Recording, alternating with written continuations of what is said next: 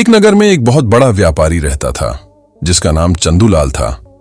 वह बड़ा ही कंजूस मक्खी चूस था। पैसा खर्च करने में उसकी जान निकलती थी। दूसरों पर तो छोड़ो, उसे तो अपने आप पर भी पैसा खर्च करना पसंद न था। एक दिन की बात है, उसने एक ऊंचे खजूर के पेड़ पर बढ़िया पके खजूर लगे देखे। चंदूलाल का जी ललचा गया, मगर उस ऊंचाई पर से खजूर तोड़े तो कैसे? किसी दूसरे से कहा जाए तो वह पेड़ पर चढ़ने की मजूरी मांग बैठेगा, और इतने छोटे काम की मजूरी देना चंदूलाल को गवारा न था। अंत में उसने खुद ही पेड़ पर चढ़ने की सोची। चंदूलाल कभी किसी खजूर के पेड़ पर नहीं चढ़ा था, मगर जैसे तैसे कोशिश करके सिरे पर पहुंच ही गया। वह खजूर तोड़ने ही वाला था कि अचानक उसकी निगाह नीचे जमीन पर पड़ी। उसने देखा कि जमीन तो पाताल में नजर आ रही है और वह खुद अधर में लटका हुआ है।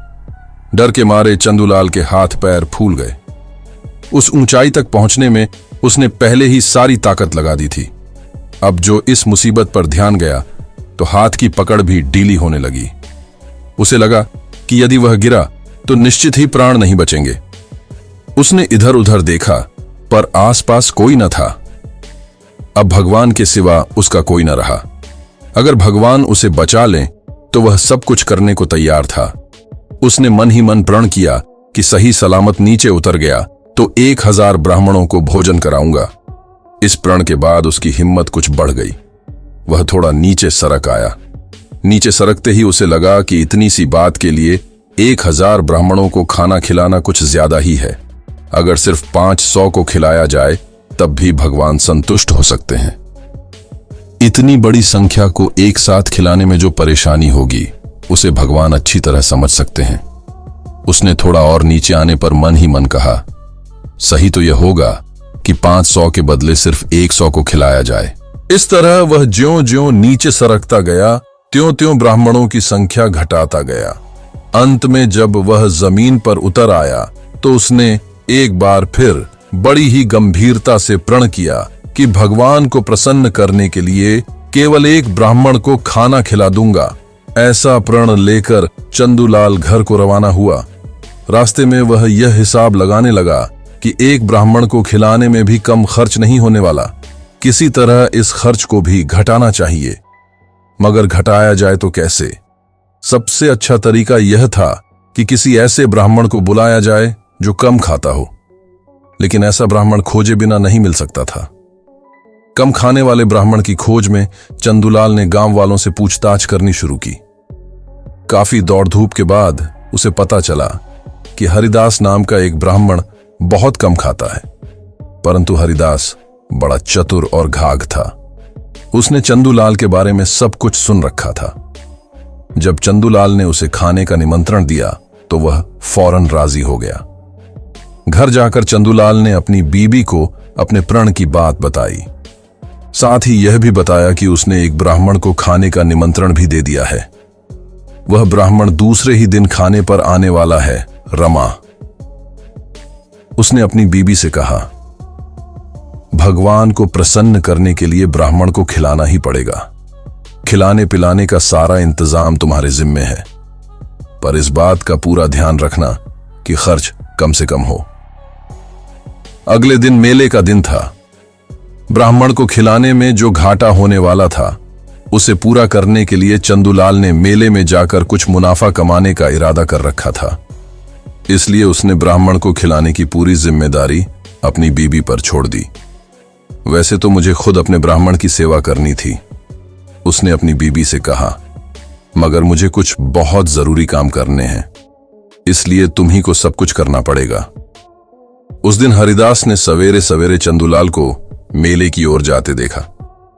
मौका देखकर वह उसी समय चंदूलाल के घर जा धमका।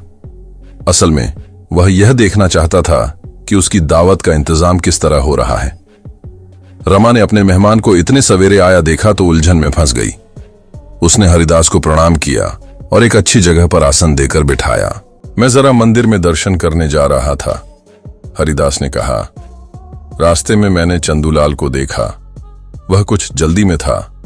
मैंने सोचा कि तुम्हें शायद कुछ मदद की या सलाह की जरूरत हो, सो मैं हाजिर हो गया। आपकी बड़ी कृपा है, रमा ने कहा। आपके भोजन की सारी तैयारी विधि नियम से ही हो रही है। यदि आपकी कोई और आज्ञा हो तो कहें, मैं उसी के मुताबिक काम करूंगी।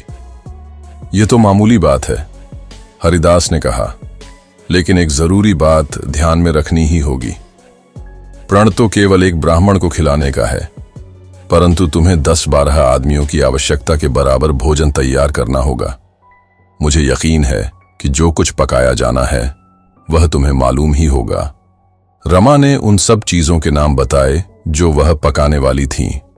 बिल्कुल ठीक, हरिदास ने कहा, परंतु सब विघ्नों को दूर करने वाले गणेश जी को प्रसन्न करने के लिए 3 प्रकार की मिठाइयां और रख दी जाएं तो कोई हर्ज नहीं होगा। जब प्रसन्न करना ही है तो सभी देवताओं को प्रसन्न क्यों न करें। इतना कहकर हरिदास चला गया। रमा ने दोपहर होने तक भोजन पकाकर तैयार कर लिया। थोड़ी ही देर में ब्राह्मण देवता भी आ गए। खाना तो तैयार हो ही गया होगा, हरिदास ने कहा। पहले हम पारिवारिक देवताओं को संतुष्ट करेंगे। रमा ने एक दिया जलाया और फिर सारा भोजन उसके सामने परोस दिया। तब हरिदास ने कहा, तुम बड़ी सयानी औरत जान पड़ती हो। तुम्हारे भोजन परोसने का ढंग बिल्कुल सही और शास्त्र के अनुसार है, लेकिन भेंट की सामग्री में सोने की 2 मोहरें भी होनी चाहिए थीं। अब तुम देख लो, मोहरों का होना तो बहुत जरूरी है। रमा को याद था कि मोहरों के बारे में उसके पति ने कुछ नहीं कहा है, लेकिन यदि यह जरूरी रिवाज है तो मोहरें भी रखनी ही पड़ेंगी। अब इस पावन अवसर पर तर्क वितर्क भी तो नहीं किया जा सकता। फिर हरिदास जीमने बैठ गया। उसने खूब डटकर भोजन किया। जब उसका पेट भर गया तो उसने अपनी चादर फैलाई और बचा हुआ सारा भोजन बांधकर एक भारी भरकम गठरी बना ली। यह सब वह अपने परिवार वालों के लिए ले जा रहा था। देवताओं की भेंट के लिए दी हुई सोने की मोहरें लेते ही हरिदास ने कहा, भोजन बहुत अच्छा था। ब्राह्मण संतुष्ट हुआ। भगवान तुमसे और चंदूलाल से अवश्य प्रसन्न होंगे। अब सिर्फ एक और विधान रह गया है और वह है दक्षिणा। रमा कुछ समझ नहीं पाई। कौन सी दक्षिणा? तब हरिदास ने समझाते हुए कहा, जब किसी ब्राह्मण को भोजन कराया जाता है तो वह तब तक पूरा नहीं माना जाता जब तक कि तुम कम से कम 2 सोने की मोहरें दक्षिणा में न दो।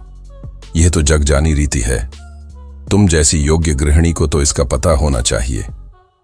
बेचारी रमा मन ही मन डर रही थी कि चंदूलाल इस तरह दक्षिणा देना कतई पसंद नहीं करेगा, लेकिन अगर यह जग जानी रीति है तो दिए बिना और कोई चारा भी नहीं। उसने हरिदास को 2 मोहरें और दे दी। पूरी तरह संतुष्ट होकर हरिदास घर को लौट गया। घर आकर उसने अपनी बीबी से कहा कि कुछ ही देर में चंदूलाल हमारे घर आएगा। उस समय वह बहुत गुस्से में होगा। उसके आने पर तुम्हें जो कुछ करना होगा उसे गौर से सुन लो। ऐसा कहकर हरिदास ने अपनी बीबी को कुछ बातें समझाईं।